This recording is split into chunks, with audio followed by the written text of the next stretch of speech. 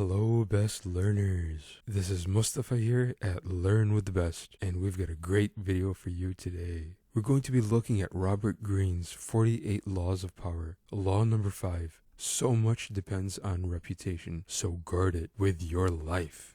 First, I'm going to define the law for you, and then we'll be going over 3 very cool short stories. Here's the law. Reputation is the cornerstone of power. Through reputation alone, you can intimidate and win. But if it slips, you become vulnerable to attack, so try to make your reputation impenetrable.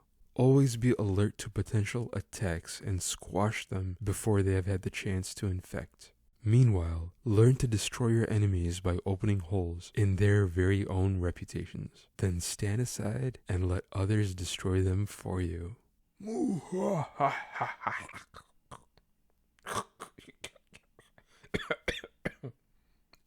Oh, jeez. Try that again.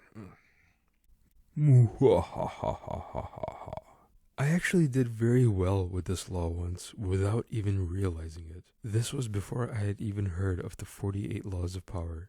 You see, once upon a time, in one of my jobs, I accidentally fell asleep while working at my desk. I had had a long night taking care of my mother, because at the time, she had come down with a pretty bad illness that lasted for about a month, and then it cleared up. So anyway, I was taking care of my mom, and I did not get enough sleep that night. And of course, I was drowsy at work the next day, and I ended up falling asleep at my desk. It wasn't like a deep sleep, counting sheep, but like a droopy-eyed, head slouching, sitting upright, but kind of slouching at the same time. You know what I mean, right? We've all been there. Well, one of my coworkers named Katie saw me sleeping like a goofball, and she decided to tell everyone in the office. Eventually, my boss called me into his office, and he asked me about this. I was honest, and I told him that yeah, I did fall asleep. I'd been taking care of my mother well into the night because she came down with this bad illness. But the illness should be going away soon, and things just kind of spiraled, and I just did not get enough sleep. I told him I was going to call off work, but today I had a big report to complete before noon for one of our big customers. I was worried that no one else would be able to complete this report because I had been solely working on it for the last few weeks. I told him that I dozed off at my desk for probably a few minutes when Katie had come to drop off some paperwork and she saw me sleeping. I told him that I was embarrassed, and in retrospect, I probably should have just gotten up to take a walk or gotten up to get a coffee or something other than just letting myself doze off like a goofball. My boss's mood completely changed, and he was just like, "Oh yeah, man, I'm sorry to hear that your mom is going through this horrible time. She's sick, and you're such a good son for taking care of her, and you're so dedicated to your work too. And man, don't even worry about it. Keep kicking butt. And the company is lucky to have such a hard worker like you." So rumors spread about the whole thing, what Katie had done and why I had actually fallen asleep. And without even realizing it, my reputation was getting stronger and stronger, while Katie's reputation dropped like a lead balloon. I was suddenly the superstar of the office, and she was like the red-headed stepchild that nobody wanted. The most positive thing to come out of that experience was my understanding about the power of reputation and how so much depends upon that reputation. Now let's look at an example from the book that Robert Greene lays out for us from the past. But before we do that, I want to shamelessly plug my course into the middle of this video because that's what you're supposed to do as a YouTuber. If you want to transform yourself from a lamb to a lion, then check out my course pinned in the top comment below. I teach you the importance of time and how you can manage your time in order to achieve your dreams and your life purpose. Let's be honest here, the majority of the population are sheep, taking part in the 9-to-5 rat race of life, not enjoying their work and never fulfilling or even finding their life purpose. You go to work, you come home, you eat a pizza, you watch the newest TV show, and day by day, month by month, decade by decade, your life passes you by, and you have never really achieved your goals in life. So let me be your sensei. I will give you the tools that you need for success. But keep in mind, this is not a magic pill, and it will require hard work on your part. You have to follow what I teach, and you have to put in the work on yourself. So if you're interested, then again, check out my course pinned in the top comment below. Okay, back to the video. So now let's step into our time machine and go back a few thousand years. We're going to be taking a look at two Chinese generals facing off against each other. Once upon a time, there was a great general named Liang and another great general named Yi. They both had huge armies, but on one fateful day, Liang had sent his army off to another location, while he stayed behind in a small town to rest with only a handful of soldiers. All of a sudden, one of Liang's soldiers came bursting into his quarters in a frenzy of panic. "General Yi is on his way here with 150,000 soldiers," he shouted. Liang was now in a precarious position. He had to come up with a strategy very quickly, and so he ordered his handful of troops to take down all of their flags from the city and ordered them all to hide. He opened the gates to the town and sat all the way at the top of the walls, relaxed while playing his lute. Now General Yi came to the empty town with his endless sea of troops, seemingly from the depths of Mordor itself. But he stopped at the gates. He saw Liang sitting comfortably in his Taoist robes, playing the lute, incense burning, and everything so chill.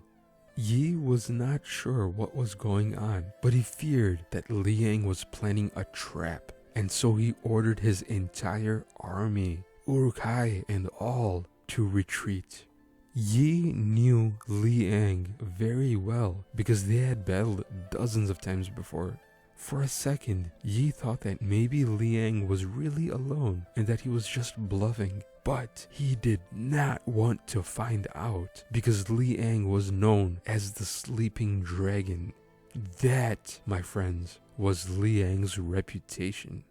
One time, a shady man came to Liang claiming to be an enemy lieutenant. He said he wanted to switch sides and come to help Liang, but Liang instantly knew the enemy was trying to set him up. So Liang ordered the man to be beheaded, but right before the axe fell, he stopped the beheading and asked the man if he would for real defect to his side and supply the enemy with false information.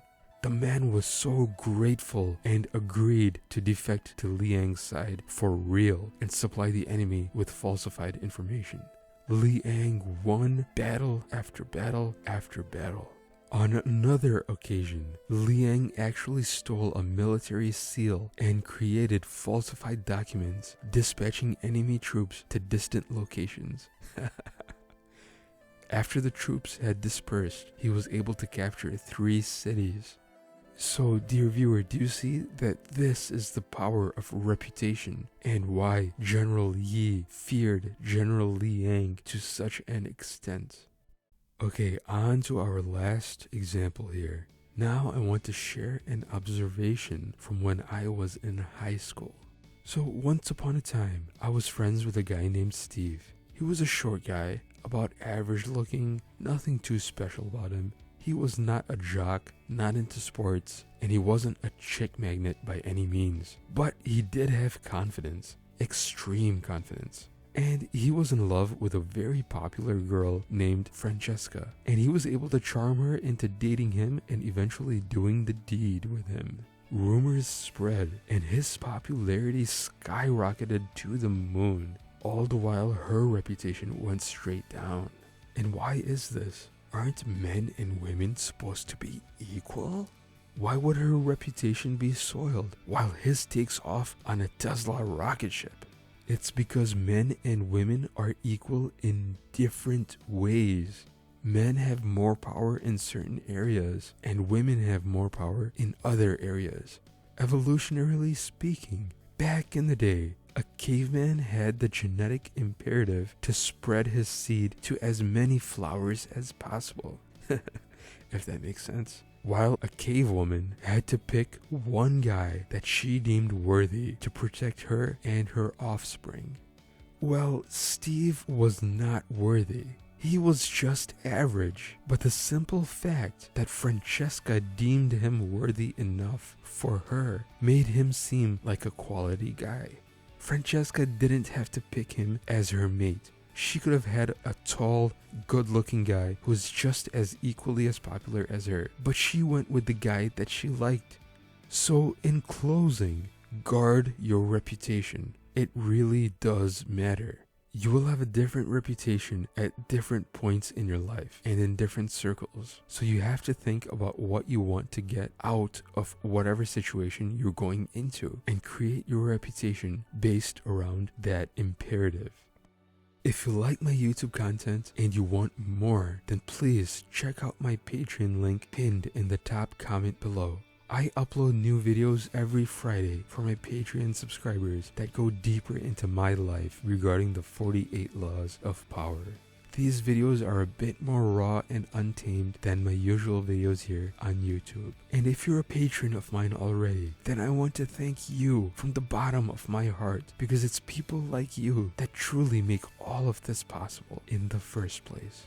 I hope you enjoyed this animated video on Robert Greene's 48 Laws of Power, Law number 5. So much depends on reputation, so guard it with your life. Thanks, and I'll see you in the next one. Hey sweetheart, can you tell me how this sounds? Oh, ha ha ha ha ha ha ha. That sounds cute. Moo ha ha ha ha ha ha ha.